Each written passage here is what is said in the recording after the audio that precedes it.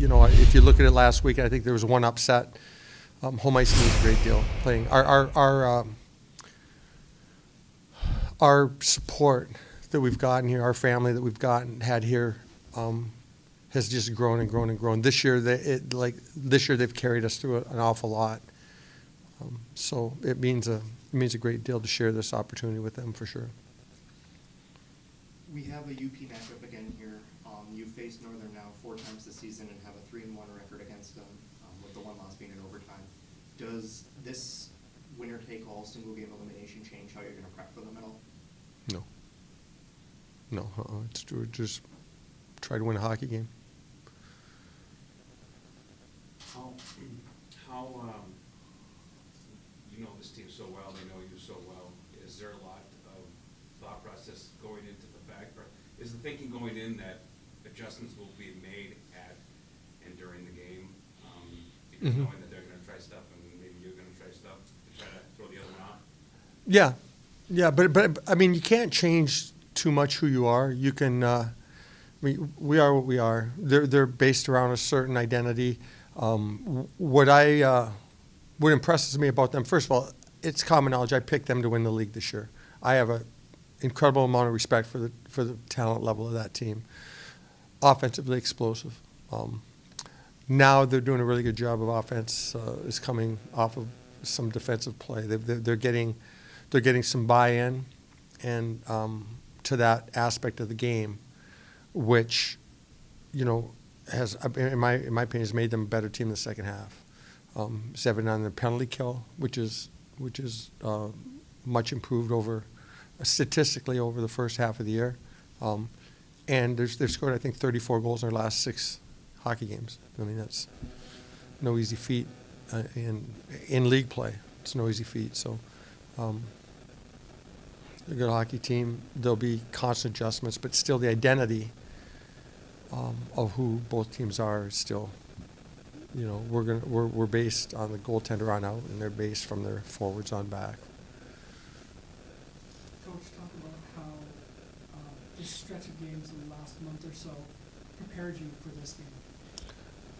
We've gone through, again, there's such parity in our league, but we've gone through, if you look at I guess we had to go through everybody at some point, but we started with St. Thomas, we ended with St. Thomas. Obviously, their record, I think they were 500, maybe a little bit over, maybe just under 500. Hard to play against. We ended the last probably 4 weeks or 3 weeks anyways. We had, I think, Northern, Bemidji. So Northern, who was much improved. Bemidji, who was in the top 4. Bowling Green, who was second. We were chasing them at the time, and then Mankato. So we've had to go through the heat of it. But again, I think every league and every venue, we played at Ferris in the second half of the year. Not an easy thing to do. We didn't get them at home this year. We played them 3 times on the road. So we've had to play hockey. And the other side of it, a year ago,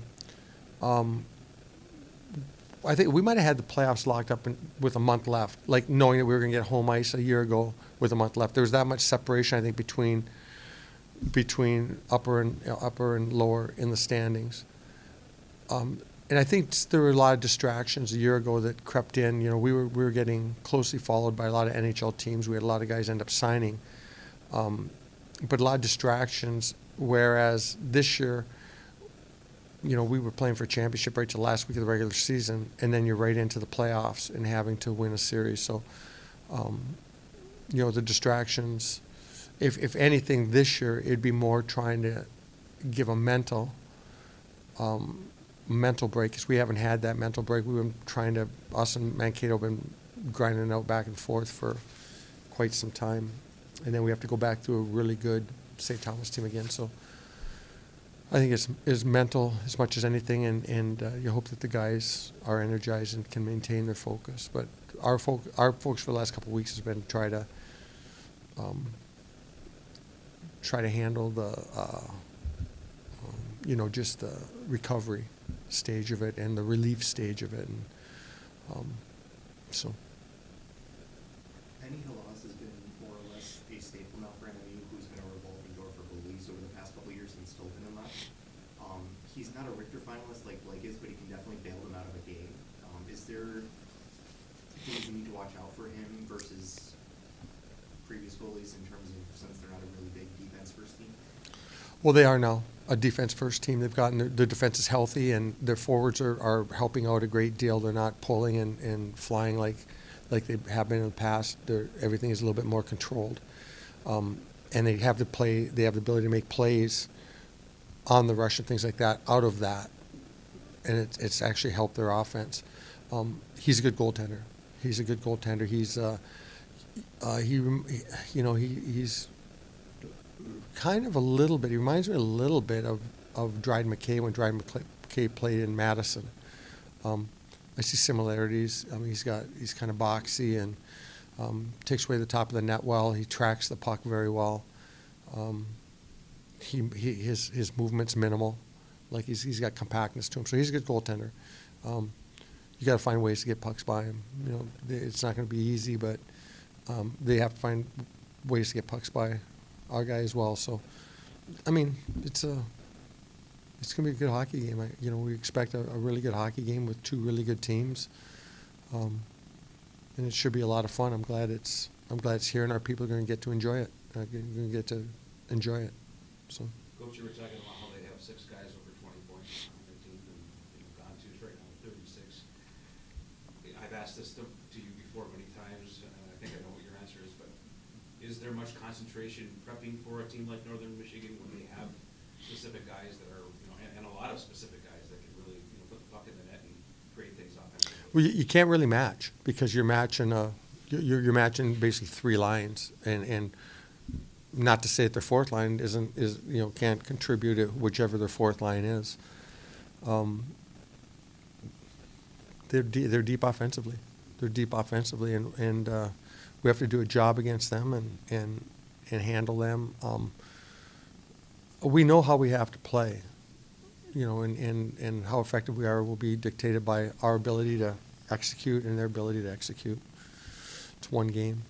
One game, anything can happen in one game. So they have another guy. They have another forward in there that's got 19 points. Is that Kalela or Kiefer? One of them's got 19 points. So they're basically 7 20-point guys. Potent offense in our league. Potent offense. They're where are they in the country offensively? 8th, I think, total goals. I think offensively they're 8th. I think they're 13th or 12th on the power play in the country. The power play, special teams, is going to be huge. How the officials are going to call the game is going to be huge. Northern likes to be on the power play. They like to draw penalties. Hopefully the officials have the ability to differentiate what's legit and what's not. That'll be a big part of the game as well in a one-game deal. Coach, we've seen such growth out of Soretsky, out of Ashbrook, out of Works in the second half, and they've really come together as a line as we saw against St. Thomas. Talk a little bit about what the 3 of them do well together. Well, I think with Parker and Tristan, it's survival for them. I think the game's got really real for them because they, like all of us as we get older, you tend to focus a little more on the important things in life, and they're focusing more on the important things in hockey, and it's paying dividends for them. They're trying to extend their hockey careers, and they know that 8-9 points isn't going to on the year, and with the analytical information that people have access to that are going to hire them for employment, they had to put something up that. And again, with that, what I like to recognize is that they've played the way that we'd like them to play in doing that. Play the way that we feel is important for them to have success. They're playing the way that we've sold to them will give them success. Where, many people will cheat to try to create those points that they need. They'll cheat, and they ultimately don't get more points, and it ultimately hurts your overall team dynamic and your production, offensively and defensively. But they've gotten more so, gain confidence. And, there's talent level. There's no smarter hockey player on our team than Parker Soretsky. There's probably no more pure scorer than Tristan, and there's no one that plays with harder skill than Worksy. It's a great combination between them. They've got a setup man, they've got a grinder, and they've got a finisher. And then they've got some overlap in those capabilities now amongst them because they're paying more attention to their complete game, and it's really helped us. Parker Soretsky's play on defense has really helped us. It gives us that offensive. As he's improved defensively and gained confidence, it's given us that offensive burst at any time. And if he's really feeling good in a hockey game, he can be a difference in a hockey game. So we've had a lot of things happen. I do believe Trevor Russell's going to be back available to us this weekend. That's a big deal for us. That's a big deal for us because he went out early in the year. I don't know when we played Mankato. I don't know, second week in November, whatever it was, and he went out the second game of that and has been out since. And he had 4 goals at that time. He was and that still leads our team. I think that on defense, I believe that Crespi has 4 goals, and he has 4 goals. I mean, so in whatever games he's played, 8 maybe. What's he played? 6? 14. He's played 14 games. Thanksgiving. Oh, Thanksgiving. Okay, so we had plenty of games in by then, and but he's in 14 games. He has 4 goals, so you can see his value to us. And as we approach the end of the season here, we look back on player development. How has your development as a coach been from the beginning of the season? Do you feel like you've changed a lot, or like this team has opened your eyes to different types of coaching methods? Well, I look older, I've certainly changed. I've had to change. More tolerant and things like that. I don't know, better, worse, I don't know. I think what we always strive to do is, what my goal always is with the hockey team is for myself and our staff to become less and the team become more. If you get to the point where the team is managing the team's involved in game preparation as they are, the team's involved in the monitoring the team. When that's happening, you have to put your ego aside and stay out of it. And it happened early this year by necessity because I felt that if I interjected too much, and that's what I've learned, if I interjected too much and tried to force this group to do it my way, like I said with Parker and Tristan, they've done it the way we like.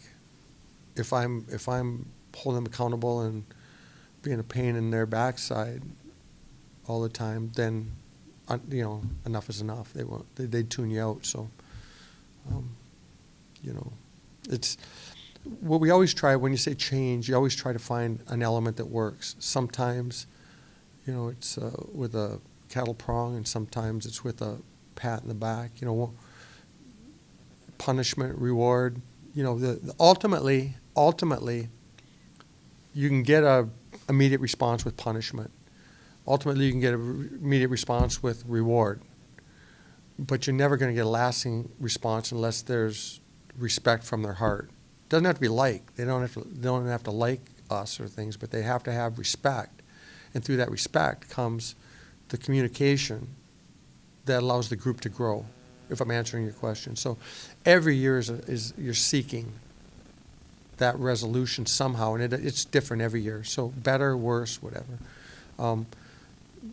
But we were able to find something this year, and I will certainly say this year I've been much less, much simpler, and they forced that dynamic, and it's worked.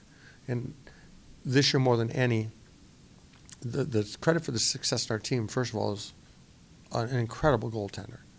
I mean, that's not a national secret. I just didn't give away our codes to the nuclear arsenal. But with that, he keeps us within a tight margin, and our group has found a way to win in those hockey games. And we're not creating magic in those hockey games. The guys are doing it. The guys are doing it. So I give the credit to them, and we've just stayed out of it and tried to keep a positive environment, firm, positive environment, but a positive environment.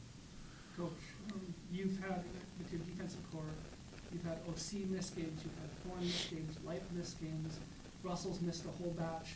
You're playing Jed and Crespi on D, both natural forwards. Why does it work? They play. You know, I mean, they're playing. They're you know, we had our struggles for sure. We got pounded by Bowling Green, a game at Bowling Green. And the more each time they got, the better they got. You know, the portion of the year, if you remember, and my mindset was, we're playing guys. If someone's not grabbing it, we're going to play them all. Everybody's going to get an opportunity here. We're not locking a lineup down just because of who we are, you know, who we think a guy is or what. You lose a lot of games on potential. You know, you lose a lot of games on, hey, this guy's going to be really good. I think he's ready to. You lose a lot of games on potential. You have to reward those who are playing. There's not a guy on our team that didn't play at some point this year. And most got multiple games before we finally settled in the second half as to what we were doing. And there was experimentation on D forced with injuries to big players. You know, so and they performed and they grew, and Jed Piella is a phenomenal hockey player. I mean, tremendous hockey player, tremendous individual, but tremendous hockey player. Crespo can dominate a game now. You know, Thorne's given us, you know, he's been a really good player for us. He's going to, you know, a couple points, I think, away from 20 points, which is a great year for a defenseman. And very little of this stuff has come on the power play. Very little has come on the power play. So, I mean, if our power play was at the extent of Northern Michigan's, we'd have the 36 points, 38 points, you know, right down the list. Logan Piella would be at 34 points, you know, but it hasn't. So we do it a different way. The amount of growth this year from the team as a whole has been pretty astounding. You've already talked about Parker and Tristan, but then you have players like Jed working his way into the lineup, Tyrone working his way into getting minutes, freshmen like Orr and Rasmussen being staples now. How important or how rewarding has it been for you as a coach to see such growth from your team? You're always proud of your kids when they achieve something. They were given opportunities and made gains. You know what I mean? They made gains, but again, that's within the kids. You know, that's within the kids, and our job was not to demoralize to the point to be firm enough to hold accountability with them. I mean, we're still a long ways away. A lot, you know, we still watch video, like watching video from last weekend series, and it's like, you know, but they find a way, you know, and you try to be consistent in the teaching component on the review of it, that, you know, for you as an individual's growth, when you're not here anymore, when you're out of the nest, when you're out on your own, you're going to be held accountable to this. You're going to be held accountable to this. You're getting away with it. We're getting away with it. But at some point, you know, we're all held accountable, whether it be with a paycheck or whatever it is. And my goal for them, first of all, there's two things I want to do. I never want to be a player's last coach. You never want to be a player's last coach, unless it's their choice that they're fulfilled. They're fulfilled. You don't want to be a player's last choice. And you don't want to do things that harm their growth, just like your own kids. You know, you don't want to, you know, they have to go through, we all have to go through troubles. We all learn from adversity. So you have to welcome the adversity. The kids can't shy away from it. We can't shy away from it. If I'm wrong, I try to admit it and take accountability for it. They have no problem telling me when I'm wrong. I have no problem telling them when they're wrong. So as long as we have a mutual understanding and it's positive for growth. But guys have taken advantage of their opportunity and done a good job. Do you see Saturday's game kind of mimicking what we saw on Saturday and last week in terms of either team's could be their last game of the season and we don't know what's going to happen? You talk about the Mankato? No, I'm talking about the St. Thomas game, how it was very different game 1, game 2 was. Oh, game 2 is different than game 1 again. So you're talking about the series against St. Thomas? Yeah, which game would you expect to be, or which game on Saturday would you expect to be more like game 1 or game 2 of last weekend? Oh, which one of our games? Yeah. I hope like neither, except for the outcome. You know what I mean? I hope not like either. I think we took a lot of punches to the mouth, and at some point those punches in the mouth are going to knock you out, or knock your teeth out, or do something harmful. So hopefully we grew from that playoff experience. We grew from the championship at the Desert Classic. We grew from going and playing a real tough series in Mankato. Hopefully there's growth from that, and that we're a better team, and that two teams play a really good hockey game. I'm most concerned with our team playing a really good hockey game, and letting the best team on the ice win. We don't want to beat ourselves. So, I mean, we don't want to beat ourselves. You're looking for, at this stage of the year, I thought we made a lot of mistakes last week, and we addressed it on video, that at this stage of the year, you would hope you don't make, because we got through it last weekend. Not always going to get through it. I mean, not always going to get through it. Somebody could fall asleep with a cigarette in their mouth in bed and got through it, but at some point, the house might burn down. And we've been playing well too, so it'll be really exciting. I think it's really special playing Northern, big rivalry like he said, and we get the chance to play it at home, so that'll make it even more fun. We're really excited and looking forward to it. You're kind of running into a hot team here. They have 44 goals over their last 10 games.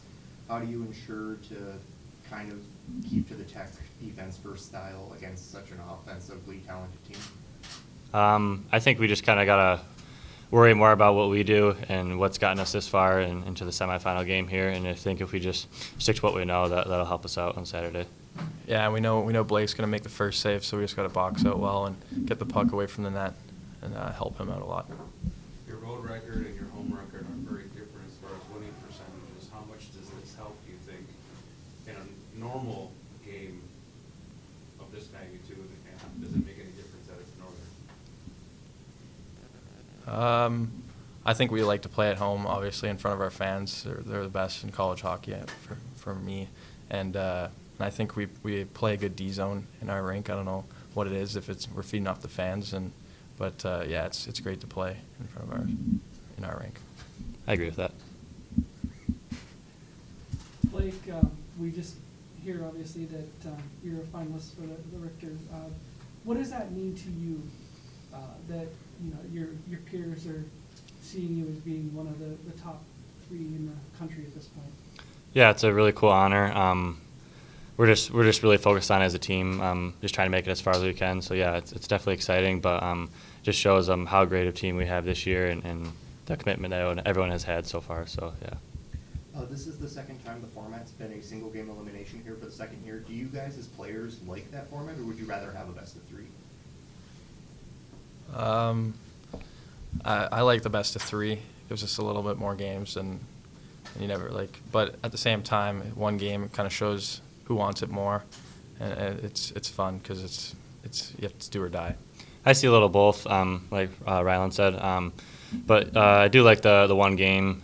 You get the team's best. You got to bring it that night, and it saves the wear and tear on the body and stuff like that. So just one game, you got to win it.